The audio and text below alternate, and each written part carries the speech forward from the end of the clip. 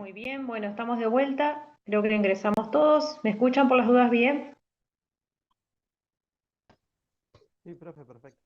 Perfecto. Bueno, entonces, como les decía, antes que se cortara, a veces nos puede pasar esto, que es la espondilolistesis, que es cuando se desplazaba entonces una estructura hacia un plano, en este caso anterior, y también me puede pasar algo distinto, que es cuando hay alguna ruptura y generan generalmente imágenes que son las espondilolisis, que normalmente la encontramos más en una imagen oblicua, o sea, no se preocupen que no les va a tocar en una acreditación una imagen oblicua de columna, pero ¿para qué sirven básicamente las RX oblicuas de columna? Para poder evaluar los agujeros de conjunción, para poder evaluar, digamos, ese lugar por donde pasa todo lo que es la estructura nerviosa, y muchas veces nos encontramos con lo que conocemos como espondilolisis, que es cuando hay ruptura, ¿sí?, de lo que nosotros normalmente conocemos como los perritos de Madame La Chapelle, ¿sí? No viene ahora el caso, así que no se preocupe. Esa forma que tiene generalmente,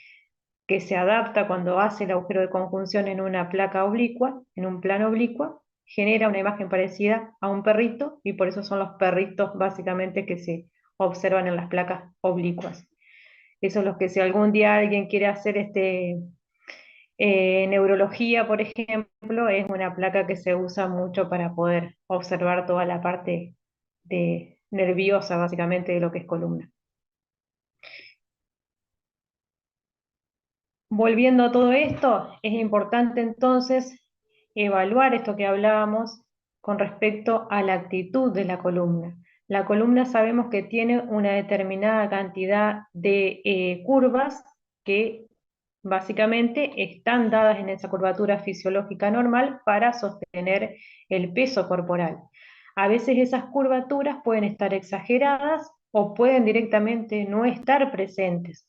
En el caso de la columna cervical, fíjense que tenemos una actitud fisiológica normal, que es la que nos permite sostener la cabeza de la calota craneal.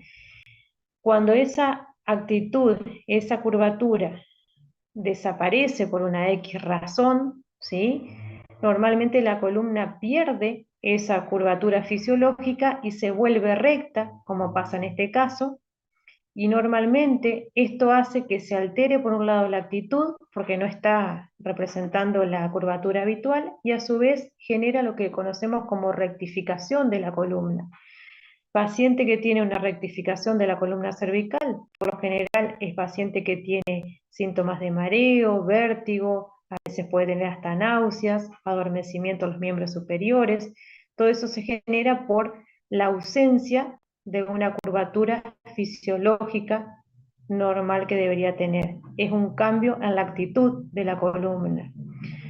Lo mismo va a pasar cuando me encuentro con una situación como esta. Si bien tenemos una serie de curvaturas fisiológicas normales, en este caso eh, tenemos un paciente donde esas curvaturas están demasiado exageradas. Fíjense que tiene una forma de S, lo que se llama S itálica, donde tenemos una columna que hace una curva convexa hacia el lado derecho y después hace una compensatoria hacia el lado izquierdo. ¿Por qué hace esta compensatoria hacia el lado izquierdo? Porque trata indirectamente la columna de proporcionar que el peso sea lo más uniformemente repartido sobre su estructura ósea. Entonces hace como una compensación ósea y hace generalmente esa imagen de S itálica, ¿sí?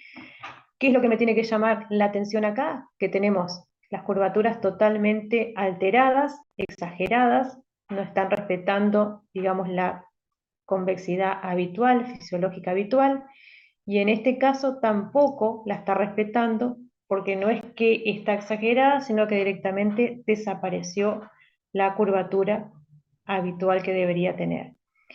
Lo mismo me puede pasar, como por ejemplo en un paciente, cuando normalmente hago una placa de perfil de columna dorsal, donde encuentro que hay también una exageración de la cifosis dorsal, ¿sí? Paciente que habitualmente conocemos con una espalda redondeada, ¿sí?, que tiene esa jiba hacia adelante, a veces los hombros están caídos hacia adelante, y cuando hacemos una placa nos encontramos con que la cifosis dorsal está acentuada, ¿sí?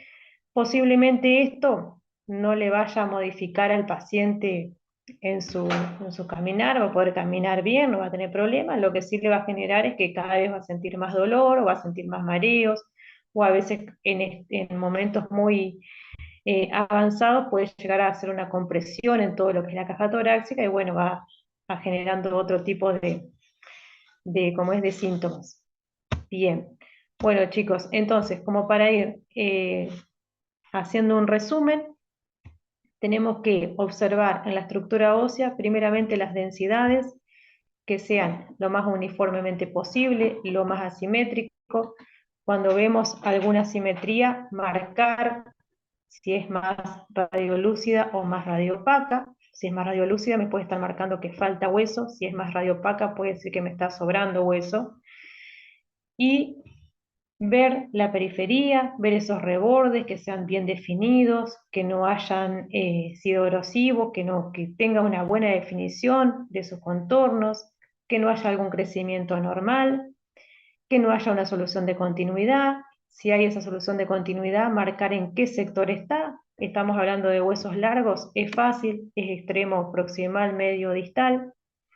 Si encuentro un elemento de fijación, saber que es una placa que generalmente se pide para poder hacer un seguimiento. Muchas veces se pide para ver si viene osificándose bien, si se viene desarrollando bien el callo óseo.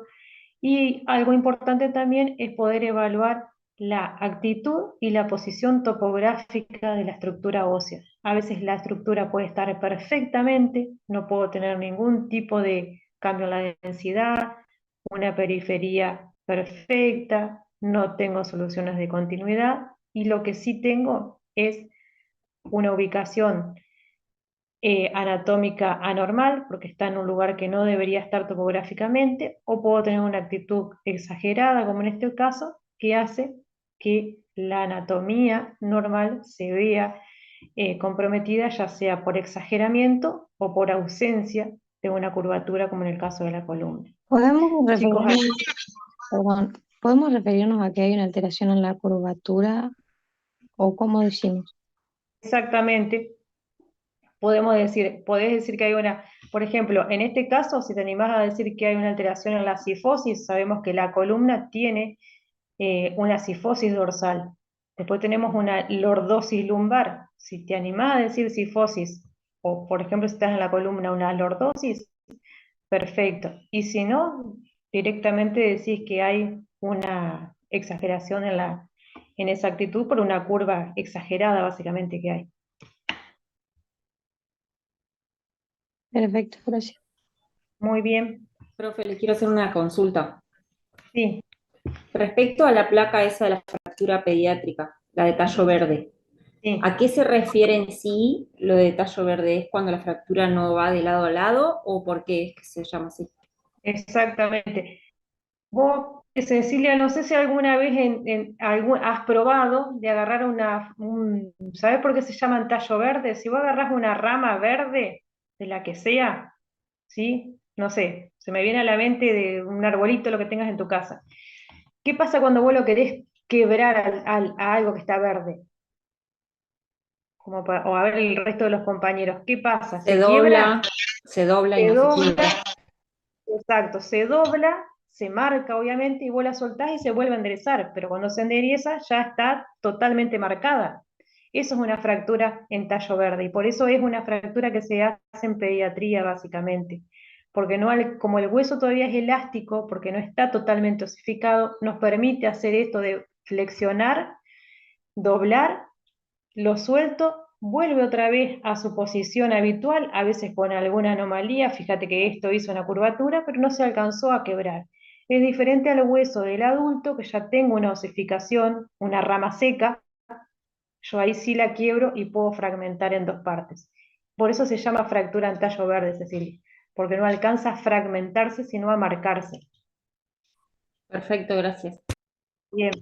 Y a veces puedes tener estas líneas, que son las famosas soluciones de continuidad, que generalmente pueden ser o transversa como las ves acá en esta imagen, o pueden ser longitudinales, de acuerdo, a veces hay chicos que juegan, por ejemplo, es muy común cuando van a los peloteros, que a veces están saltando continuamente las camas elásticas y se caen o hacen una rotación de la muñeca, ¿sí? Entonces las líneas de fractura, en vez de ser horizontales como están acá, las podés ver, digamos, en forma longitudinales en el hueso. Son líneas, soluciones de continuidad que no llegan a ser una fractura consolidada totalmente. ¿Sí? Gracias. Buenísimo. Entonces, El en resto de ese los caso sería una solución de continuidad y fractura en también, ese, o sea, fractura en ese consolidada. caso, no, en ese caso yo te diría que primeramente te guíes por la estructura ósea y ya sabes que es un paciente pediátrico. Entonces es muy probable que estés en presencia de una fractura en tallo verde por las características que tiene el paciente. Entonces, directamente vos decís que hay una solución de continuidad, en este caso en ambos huesos del antebrazo, compatibles con una fractura en tallo verde por los antecedentes óseos básicamente o la presencia de estructura ósea del paciente.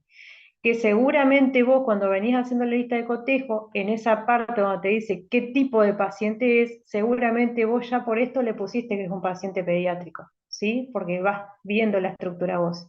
Entonces cuando llegues a la presunción diagnóstica, decís que hay lo que te llamó la atención es una solución de continuidad en el tercio distal del antebrazo que afecta tanto al cúbito como al radio y que puede ser compatible con una fractura en tallo verde, ¿sí? Sí, ¿Quedó muchas claro, Camila? gracias. Sí, sí. Perfecto, buenísimo. Bueno, el resto de los chicos, ¿alguno quiere preguntar algo?